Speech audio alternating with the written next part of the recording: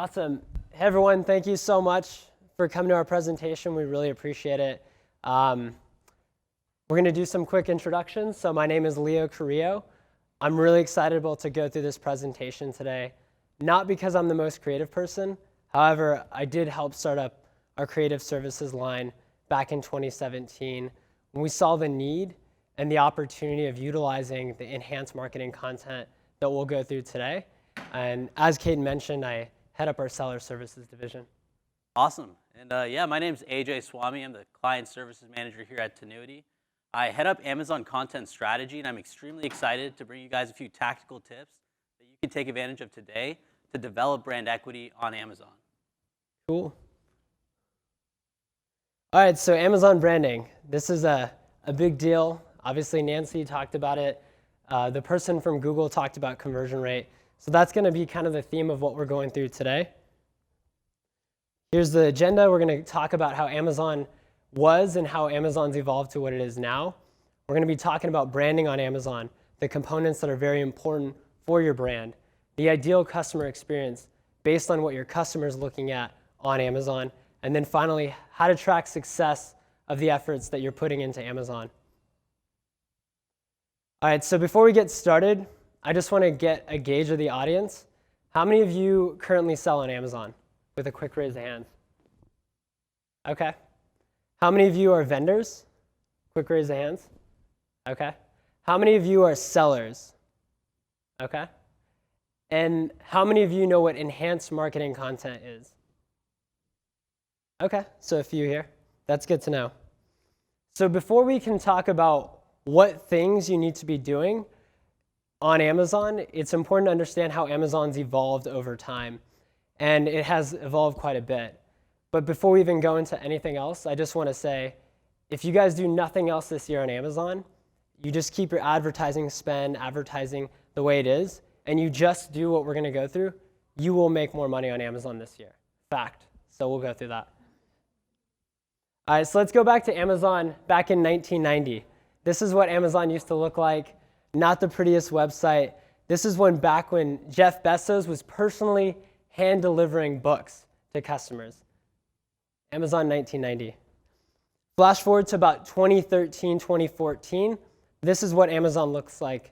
And this is when brands started to get on Amazon. This is when private label brands, challenger brands started to show up on Amazon. You could do a search on Amazon for a turntable, if there's any DJs out there. And this is what you'd see on the SERP, search engine response page, 2 organic listings, and then 2 vivid sponsored product ads. But what I want you guys to capture here is that you could vividly see the sponsored ads compared to the organic listings. Then you'd scroll to the bottom of the page, and you notice that there's only 2 pages displaying, meaning not that much competition, easier for your brand to get in front of your customers, and then finally, easier to rank organically. Then you land on a product detail page, and this is what it would look like. This is what I would call a poor product detail page, what we'd call a poor product detail page. Not that many images, just one. You can't even see the ingredients. You don't see that much information about this product. The title doesn't really tell you too much other than this is just nuts from Planners. And the description as far as bullet points, I would call this pretty weak because it's not telling you why I should buy this product. Flash forward to today, 2019. I took this screenshot a few days ago. I did a search for protein supplements, and this is what you see. Heavily ad-loaded. Sponsored brands at the top, sponsored products. You can see the mobile and also the desktop. You're not seeing any organic listings right when you go on Amazon. And if you think about the mobile side, if you're just scrolling, it takes you a few seconds to get to the next product. So heavily ad-loaded. The next thing you do is you scroll down at the bottom of the SERP and you notice one of 400 pages. Ton of competition, much more difficult to get in front of your customers. Finally, your customer lands on the product detail page. Now you see robust product detail pages with lifestyle images, with information about how this has non-GMO, it's vegan, gluten-free, information that you as a customer would want to see when you're in store and have that in-store experience. And then enhanced marketing content at the bottom. So I'm going to let AJ dive into that now. As Leo alluded to, the Amazon ecosystem has changed drastically over the past 10 years. It's become more important now than ever to distinguish yourself across a sea of competitors that are currently selling on Amazon as well. A lot of us talk about the triopoly. So Facebook, Amazon, Google, we all have brand campaigns that play to basically establish ourselves on social and on Google. But I challenge you guys to really think about how we're actually thinking about branding when we're actually selling on Amazon. So I'm going to talk about a few tactical tips that we can take advantage of to develop that brand strategy as it pertains to the Amazon marketplace. Before diving into it, I want to talk about this topic of brand equity. Brand equity is an intangible metric that's used to define the success of a brand. Although it can't be measured, you can break up brand equity into these 4 key elements. So brand awareness, or the general awareness that your customers have of your brand. Brand associations, what deep-seated associations your customers make when they interact with your brand. Perceived quality, or the level of quality that your customers attribute to your products due to your investment in branding. And brand loyalty, or the tribe that you're developing as you're investing in branding. So as drawing this into the Amazon sphere, as we're investing in advertising, we're essentially investing in our brand awareness, right? Driving more qualified traffic to our listings, which will result in an increase in sessions, right? As we're investing in our content or in our creative, in our branding, we're actually developing those brand associations among our audience. We're creating that level of quality that our customers have on our products, and we're also developing that tribe. So that's going to result in a higher conversion rate. So essentially, more sessions at a higher conversion rate equals bags of money. We all love bags of money. Otherwise, I don't know, we probably shouldn't be here, but bags of money. So Amazon actually provides vendors and sellers different tools to take advantage of to actually develop that brand equity on Amazon. So today I'm going to go over these 4 key tools: Amazon stores, enhanced content, detail page images, and written content. How many of you guys are familiar with Amazon stores? Nice. Awesome. That's good to know. So I'm going to talk about a few tips that you guys can take advantage of right now to really enhance that Amazon store. So essentially, Amazon stores are mini websites that live within the Amazon ecosystem. I say they're mini websites, but they're a lot more tactical than that. They act more like landing pages and websites because we have full control over that traffic that we send to each page on the store. The main 3, I'm going to talk about 3 main ways that people can land on your store and different ways you can take advantage of that tactically from a design perspective. So the first way that I'm going to talk about is through internal traffic. Essentially, internal traffic is advertising or sponsored brand campaigns or DSP campaigns that we can actually route to the store. So essentially, sponsored brands are keyword-driven campaigns that show that the customer is more in the, they're either more in the consideration phase or ready to buy just based on the keyword that they search. We can match that experience aesthetically on our store by basically leveraging creative that educates the customer around why they should be buying our product. For example, if I was this brand, Anchor, and I was bidding on the term Anchor headphones, I might want to send that traffic directly to the product detail page just because that indicates that that customer was ready to purchase my headphones. Whereas if I was bidding on the term just headphones and without the brand term associated with it, that would show that the customer is more in the consideration phase, trying to learn more about what's available when it comes to headphones. So that's an opportunity for us to showcase our value as a brand and exactly what we have to offer in that headphones category. And when it comes to Amazon stores, we actually have a lot of creative ability there. We have a lot of creative freedom by using those high-quality modules, leveraging video to really communicate that story and tell that customer around why they should be purchasing with us. The second and probably the most exciting method that customers can land on our store is through external advertising campaigns. How many of you guys have spent time, money, and resources developing audiences outside of Amazon? So social media, email lists for Google. How many of you guys have done that? Right, so I guess a few of you. Well, essentially, we have the ability to track the success of campaigns that we're sending to our Amazon store by using source tags. And there's a rule in advertising. The destination must match the source. So we have the ability of creating an experience on our Amazon store to make it essentially act as a landing page and match the creative that we're leveraging on social. And that's going to enhance that customer experience. And we also have the ability to track that effectiveness within Store Insights. that's a really exciting strategy there. The next tactic is just the organic brand link. So when someone clicks on that organic brand link that's on the top of every detail page, generally speaking, that means that that customer wants to learn more about our brand and our product variety. We have the ability of curating this page essentially to speak to our story and curate that message to basically inform our customers around why they should be buying our products and also tie it to key brand initiatives. This example that I'm showing right here with Natrol, they had a key product launch of gummies, and they really wanted to make sure that all their customers understood the value of this new product launch. So when someone clicked on the brand link, they would basically be landing on this on this Amazon store page that would basically communicate this, the product launch of the gummies, and that experience essentially tied to their key brand initiative there. So there's a lot that we can do with the Amazon stores. It's a strategic perspective. We want to make sure we're understanding exactly how to leverage each page, and really each page is like a landing page curated for specific traffic there. Now that I talked about Amazon stores, I want to switch gears a little bit and really focus on how to elevate your product listing. Before diving into it, I want to introduce this topic of a comprehensive detail page. Too often, I'm in conversations with vendors, and people often ask me, AJ, does my A+ content page look good? Or AJ, are my bullet points optimized? But I always flip that question back at them because it's inherently flawed. It's not about any individual element on your detail page. It's really about how each element of your detail page works together to paint a cohesive message that's going to incentivize your customers to buy your products. So your title, your bullet points, and your imagery above the fold are all packaged together by your enhanced content to create that cohesive story that's going to get you those incremental sales. So before going into design and development, it's imperative that you take the time to really understand what that story is. What is driving sales for your brand? What is giving you that value?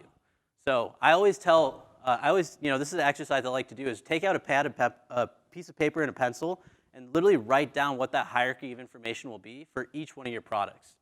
Each listing will have a mix of brand level and product level messaging. So product level messaging is really those key features of the product, and then brand level messaging is essentially, as what I was saying earlier, we want to make sure we're translating that equity from off Amazon to Amazon. So aesthetically, we want to make sure that we're creating synergy across all your channels. Good example of this, so this is a supplement product. It's a probiotic supplement, and through market research, we found that the key reason that people were purchasing the product was due to its potency. So you'll notice that we have 50 billion bacteria cultures called out early in the title. So another thing, just pro tip to keep in mind, in the product title, it's important to include a key distinguishing feature early on, because if I typed in probiotic supplement on an Amazon search, I'm going to get taken to a search results page with various different probiotic supplements. So the first two things that your customers are going to interact with for your brand are your main image and your product title. So you want to make sure that you're including a key feature early on in that title to elicit that initial click. But you also notice that we have that same message in the detail page imagery or the set of images above the fold there, in the bullet points, and in the enhanced content. Again, it's not about any individual element. It's about how each element works together to paint that story. Now let's talk about detail page imagery. I always like to lead off with detail page imagery because this is probably one of the most underutilized elements of the detail page. Essentially, detail page imagery are the supporting images that follow the main product image above the fold. We have a lot of creative freedom here. I know a lot of us are used to working with PIM platforms where we have all our images uploaded and like to just push everything across all our marketplaces and retailers. But essentially, Amazon, we need that extra focus in Amazon just to basically, as we were kind of talking about earlier, to focus on branding and develop that equity. So we can really use a lot of text overlays to really communicate those key features. A lot of our customers are basically looking through our detail page in under 7 seconds. So we want to make sure that we're visually communicating those key reasons to buy in the detail page imagery as well as in the copy. So that way we're giving our customers the best chance possible to make that informed purchase decision. Next thing that I want to talk about is written content. Essentially, written content is your titles, bullet points, and product descriptions.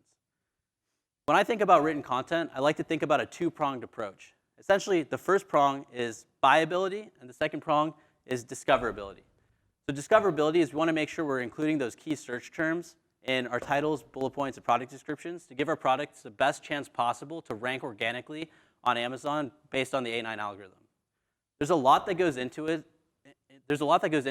This, and it's really complex, and I can't really get into the exact strategy because, I mean, I have 4 minutes left. But at the end of the day, if you have any questions, feel free to stop me after this presentation. I'm happy to kind of dive into it a little bit further.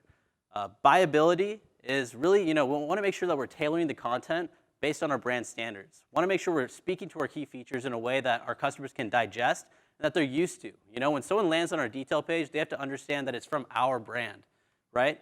We want to make sure we're maintaining that brand ownership. And then finally, enhanced content. So enhanced brand content and A+ content really packages your listing together. I like to think about enhanced content as the packaging of your product on the Amazon's digital shelves. It really ties the whole listing together, and we have a lot of creative freedom to basically include different branded elements and speak to different product features. So now I'm going to pass it back over to Leo to talk a little bit through an example of the customer journey here. Thank you, AJ. So you should definitely do this. Big takeaway, just do this. All right, so who in the room has a son? Raise your hand. Okay. George, what's the name of your son? Zachary. Zachary. Cool, I'm going to use him in this example. All right, so Zachary is looking to buy a watch on Amazon, right? He's looking to buy something, not quite a Rolex, but he's looking to buy something that's luxurious, a little bit nicer. So he does his search on Amazon. And I'm going to remind you guys that the brand that we're using in this example took all these tips and feedback that AJ gave, and we're going to use this right now. So Zachary starts his search on Amazon. He sees a sponsored brand at the top from a brand called Vincero. Vincero has in their ad, discover unmatched quality. Key point to luxury, right? Then you see 2 other sponsored product ads on the left-hand side, 2 more sponsored products, and then an organic listing. Vincero is doing an excellent job at making sure that they have a cohesive page and experience for their customer. So what does Zachary do? He clicks on one of Vincero's ads or their organic listings. So Zachary gets to the product detail page. He sees it. He's like, wow, oh my gosh, look at those images on the left-hand side. Look at the video. I can see how the watch works. I can see the benefits. I can see why this brand is so cool. Then he looks at the bullet points and he understands why this watch is awesome. Because the Italian leather band, because of the quartz movement. And then you can see also at the bottom, there's sponsored ads as well. So Vincero is doing an excellent job at protecting their own space. But finally, they have another ad, a product display ad, that's protecting their space as well. And Vincero does an excellent job at also calling out to what their brand already says, discover luxury men's watches. And all throughout this page, you can read and find it says luxury many times. And then Zachary scrolls to the bottom of the product detail page. He sees, once again, what he's looking for, a luxury watch. There's images that show that, lifestyle images, so Zachary gets that in-store experience that he wants. He can see the back of the watch. He can see it's marble. It has a bold design. And once again, the brand is doing a phenomenal job at calling out luxury. So what does Zachary do? He buys it. Yeah. George bought it. All right, so how do you guys track success? Obviously, this isn't something that's easy to do. It takes time, and you guys can do this in-house, or we're happy to do this as well for you. But it's important to understand what are the benefits of doing this and how do I track success. So one is conversion rate through your product detail page. The second is your advertising conversion rate. All right, so what are sales? It's sessions, people that visit your product detail page. You can imagine this being someone that's going to the store and looking at the jewelry section and they're looking at a watch. That's a session, and the conversion rate is the rate at which someone converts. That equals a sale. So using the same example of Vincero, they sell about 5,000 units a month of this watch with a 12% conversion rate. That means that they have 5,000 sessions with a 12% conversion rate. That means that they're going to sell about 600 watches. By implementing EBC, they get a 1-point increase in conversion rate. The same amount of traffic, 5,000 sessions, that 1-point increase is 650 watches, which results in an additional $7,950 in revenue. Now, if you think of this for just one watch, what this can do, think about your catalogs as well. What if you did this for your entire catalog? What if you think about this on a monthly basis? What if you think about this on a quarterly basis, the entire year? How just having a 1-point increase in your conversion rate can make a significant impact. Now, one quick thing, we always recommend that you test the conversion rate 30 days prior to making these changes and 30 days after making these changes to see what are the benefits, what's the success that you have in tracking that success. And then just our final key takeaways. Use the tools Amazon gives you as a seller, as a vendor. It's really important. Amazon doesn't give you these tools just because. They give it to you because they're testing out all these different things, because they know it's going to benefit you as a seller, and it's also going to benefit the consumer. 2, develop a product detail page messaging based on your Amazon buying persona. And finally, continue to test your conversion rate to see what things that you're changing and implementing, how that affects your business's bottom line. And I want you guys to leave today thinking about this for your own business, for your brands, whether you're a vendor or seller. How would you rate your content? And is there something that you guys can be doing better or changing? Thank you.